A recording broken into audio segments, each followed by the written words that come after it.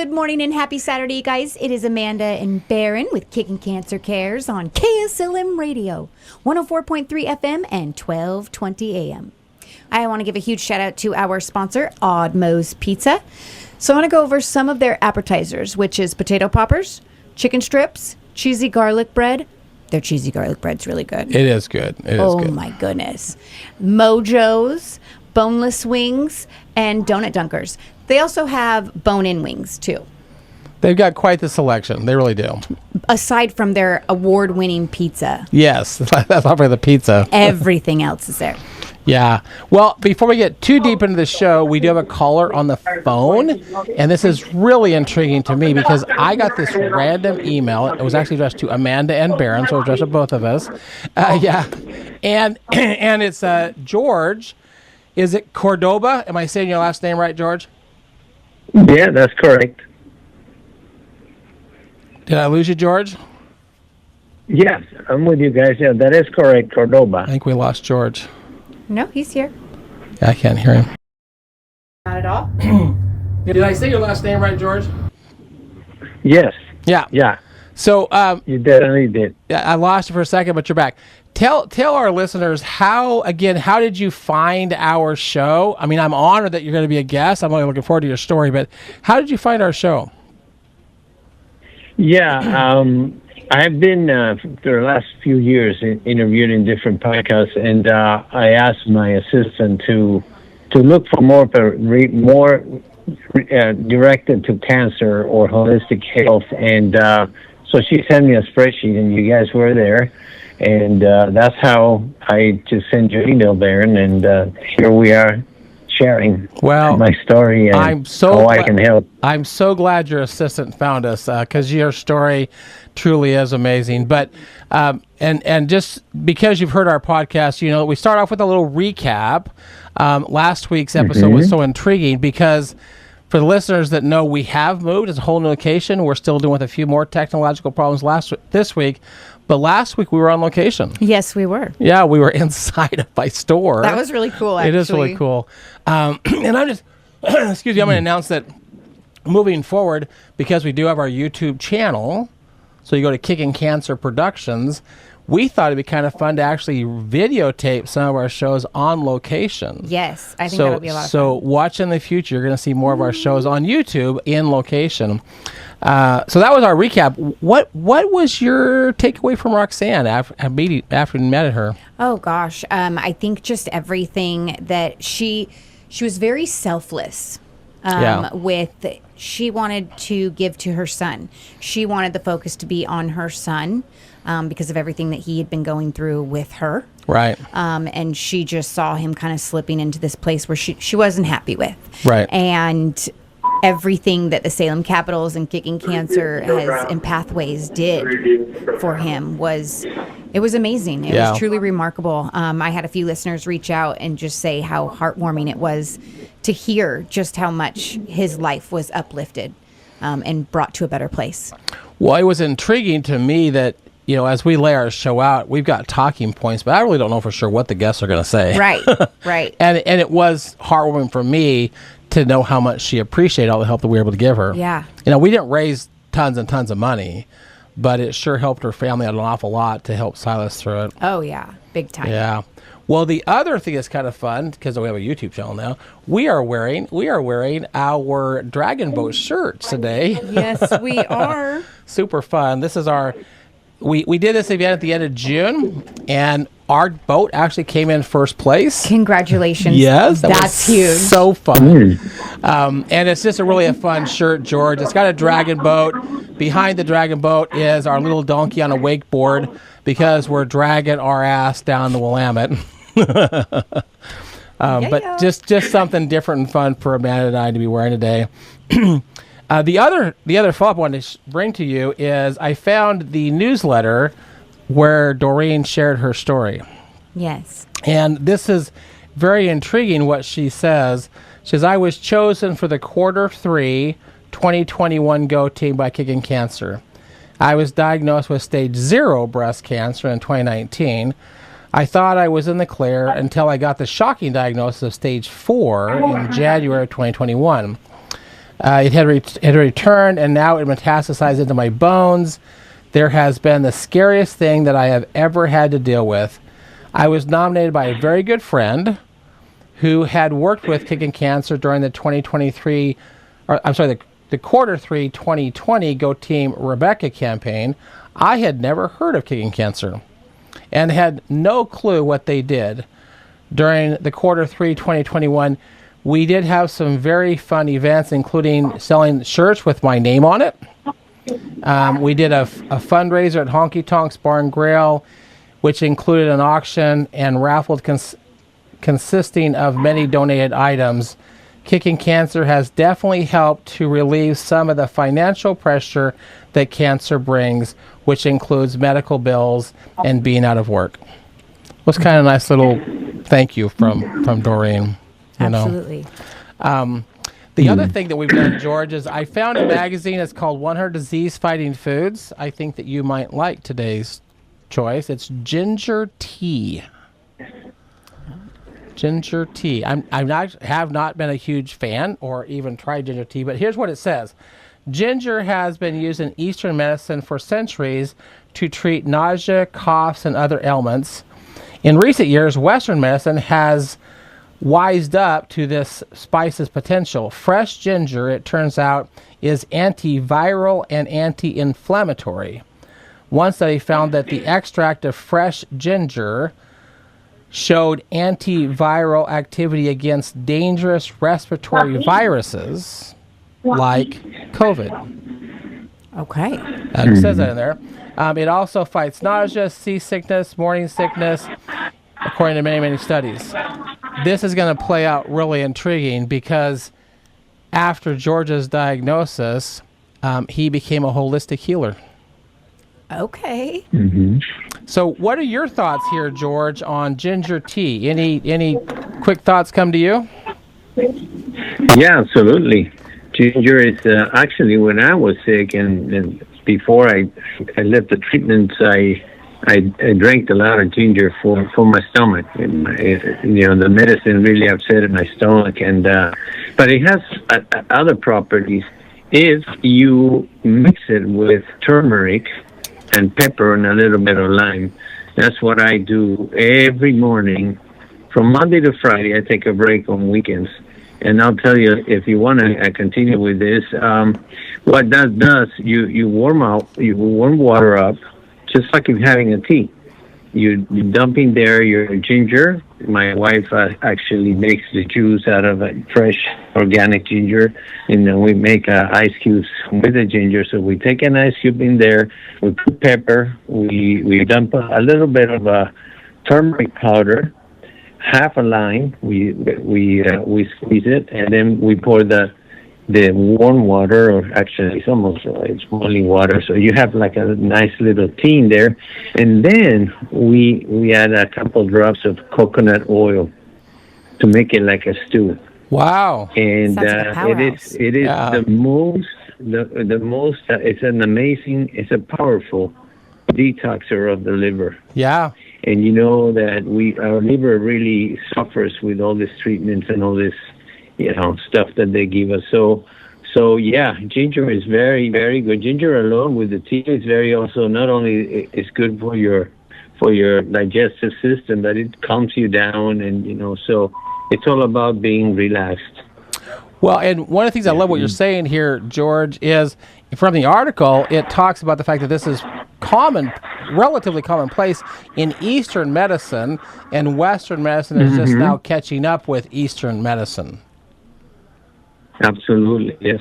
Very intriguing. That is the case, yes. I want to give the listeners an update. I've been doing this for a while, George, and this is kind of a fun update. I was going through our inventory at our store, which is where we were at last week, and I realized I've got a lot of shirts that are left from previous campaigns, like when we did the one for Russ, and they're black, and they say Russ's name on it, right? Or we did a whole bunch of them when we walked with Morgan in the parade. So my update is we are having a clearance sale. Woohoo! If you would like to get some of these shirts that we've had for these previous campaigns, the shirts are normally $25. You can get one for $20 or two for $30, and kind of help us clear up our inventory, but they still have the donkey on, they still have our mission on them. They just are very specific to somebody. And our amazing YouTube camera person created a wonderful flyer for us as well. She's multi-talented. She really is. Yeah.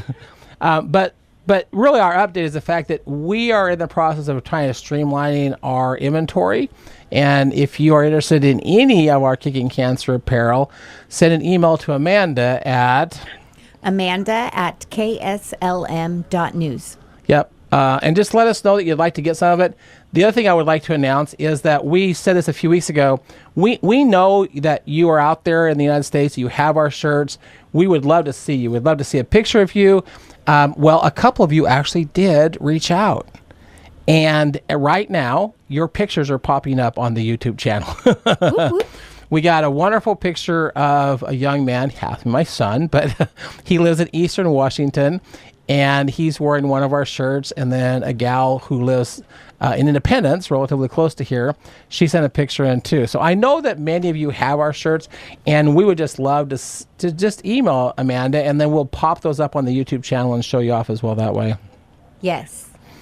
Well, I'd love to get into your story a little deeper here, George. There's a lot to your story.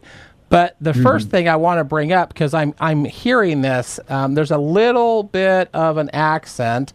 You were not born in the United States, were you? No, I was born in Venezuela, from parents from Madrid, Spain, and Athens, Greece. But I grew up in Venezuela. My first language is Spanish, yes. And then in 1978, I came to the States as an exchange student.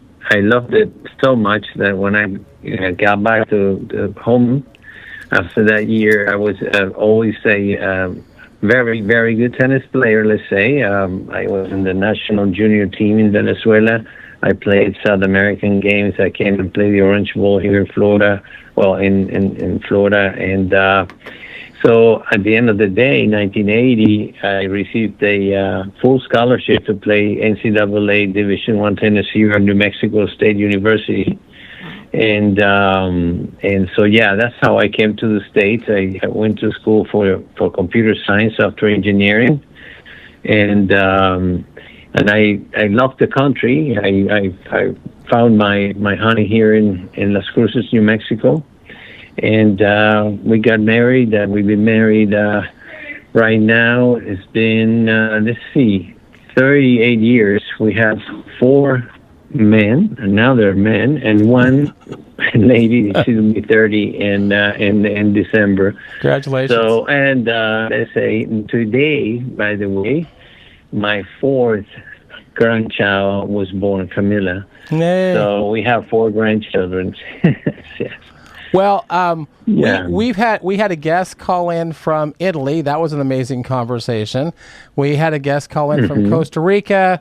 We've had 2 call in from Canada. And even though that you're in New Mexico, I'm going to go on record as saying we've had 1 call in from Venezuela. Okay, that's good. Well, I've been in the States for 46 years, but okay, well, I'm from Venezuela. Yeah, sure. Yeah. But life took a pretty dramatic turn for you at age 42. Talk to us about that diagnosis and what happened when you were 42 years old, George. Yes. Well, right before that, 3 weeks before my diagnosis, my mother died of lung cancer. And just to give a little bit of a background, many of my Greek side of the family died of cancer. And from my grandfather, from my mother's side, uncles, my mother's brother, before she passed away. Them 2 were smokers, but it just doesn't matter. It's just an experience that everybody is involved when somebody gets sick in the family, and even friends, good friends. It just affects a lot of people. But 3 weeks after that, and I must say that it is known now that pretty much all diseases are emotional. So, we can talk about it. But so 3 weeks later, I was at the pool with the kids, and I was itching a lot in my scalp, and so I called my wife and I said she's a ultrasound tech and also X-ray tech, and she's in let's say in the medical world, and so she looked at what I had in there, and she says, "Oh my goodness, this is not good." And I said, "What do you mean?" He said, "Well, it doesn't look good. It's not you thought it was a pimple. It's not." So it was Sunday. On Monday, she actually contacted the kid's dermatologist, and basically she did not have anything open for it was 6 weeks or so. So she told the assistant to please let her know if something opened, because what I had didn't look good.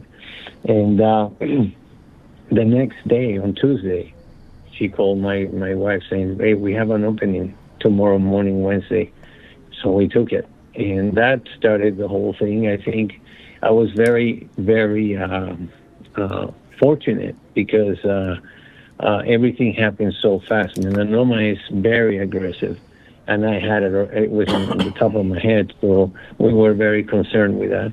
And anyway, they did a biopsy on Thursday. I was in my office, and I received, my secretary told me, "Hey, you have a call by Dr. Trowers."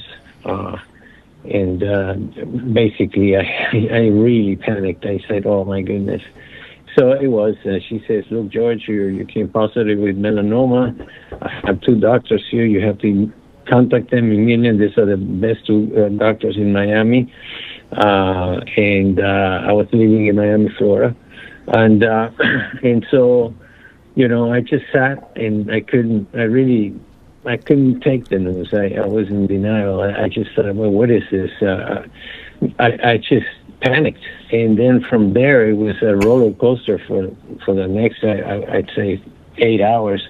How am I going to do this? My kids, they were all young. My mom, my wife, my career, but that's how it all started. And once I realized that I had a lot to do, it had a lot to do with me. Because I kept saying, why me? Why me? I'm a good father. I'm a Christian. I'm doing this, and I help people in organizations, and many things. The family, even including the kids, even though they were little, it's the best way to, let's say, to minister, doing service to others. And so that's how I found out. And immediately they did some biopsies, the sentinel biopsy.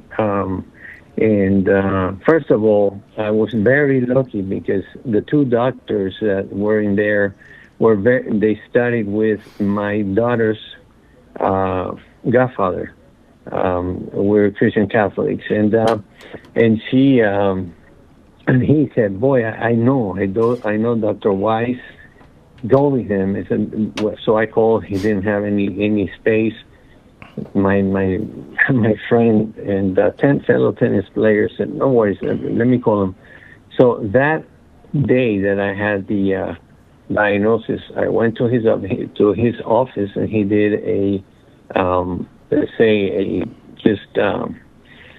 he actually removed the lesion I had on the top of my head. And he told me, look, he did the margins and stuff. He said, look, but you have to go. This doctor that they're mentioning here, he's the best surgeon oncologist. So that's in Sylvester Cancer Center. And so I contacted him, and then that's what it is. He gave me the name of an oncologist. They did the sentinel biopsy to see, because it was in the head, to see where it drains. Where it would drain, and it started to drain on the right-hand side. I'm going to interrupt you just for a second, yes, George. Go ahead. Just because I just want to make sure that I'm hearing you correctly. You were at your pool, and there was something that was kind of itchy, and it didn't look right. Your wife has some medical background, and she said this isn't good. Yes. And very rapidly between Sunday to Thursday of that exact same week, fortunately you were able to get it on Tuesday. There was an opening that came up, and then by Thursday you got this news. but we've had two other guests, one of them here in the Salem area and one of them called in from Colorado. Both of them had melanoma. One of them, actually, both of them had it on their foot, which we actually talked about the fact that people like to blame the sun for skin cancer, and the guy's like, it's on the bottom of my foot, right? So but you're saying that it's on your head, that you had this spot on your head.